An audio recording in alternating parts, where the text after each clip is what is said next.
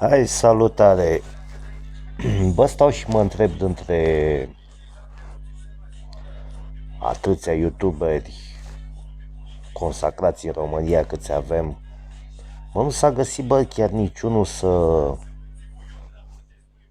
trimită un mesaj așa, un mesaj, cum să zic, bă, ceva așa, mă, pentru pădurile alea, pentru că sunteți tare celebri voi acolo, am văzut că aveți milioane de fani, de vizualizări, de nebunii, de alea, de... Bă, așa unul dintre voi să preia așa o inițiativă, să facă un pic de campanie, bă, hai să luptăm și pentru pădure, hai să... pentru situația din țară, pentru, mă rog, diverse treburi de-astea. Nu? Niciunul? A. De ce, mă, nu vă ies bani de acolo sau care-i problema? Sau voi nu trăiți în România? Hm? Nu? Faceți parte din țara aia? Nu știu, vă întreb și eu așa, ca fapt divers. Hm? Sau voi faceți bine, voi, ăștia care fac muzică, nu voi, cei care fac muzică.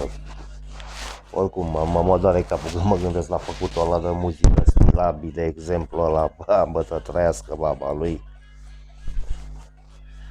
În fine, dacă e muzică, înseamnă că și eu o să fiu președintele României într-o zi, probabil.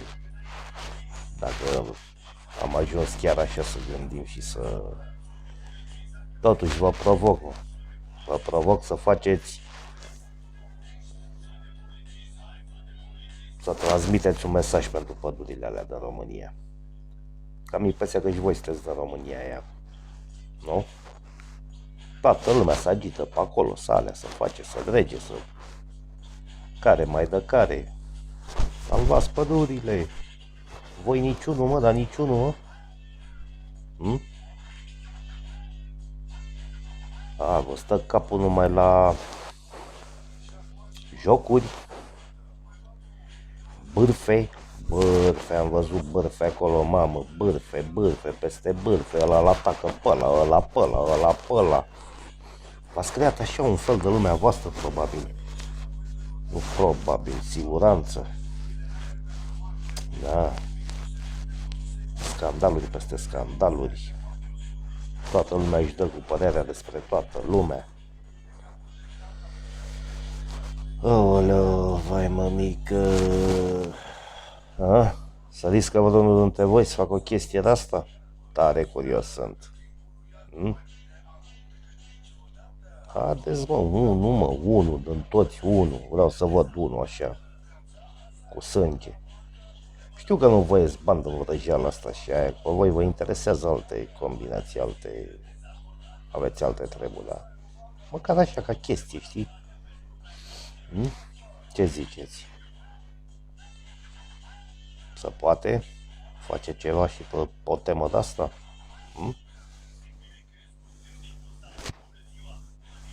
Bă, tare curios sunt. Uite, îl provoc pe ăsta, pe celebrul Nelson Mandela ăla să facă o chestie de asta.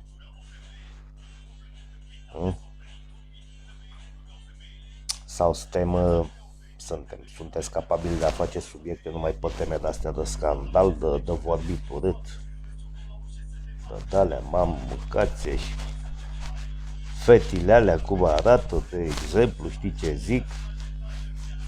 A, domne, a vorbit ăla urât de mine, a făcut adres, foc, să vezi, să moară, să facă, să dreagă.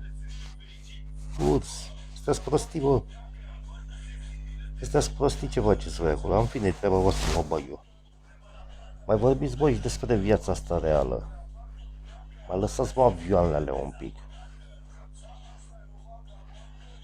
Păi da, uite și pe Dorian ăla îl provoc să fac o treabă de asta. Păi, ți-tă mai bărbatul de mare, vorba aia. Bă, cât mai aveți, bă, de gând să fiți copii așa.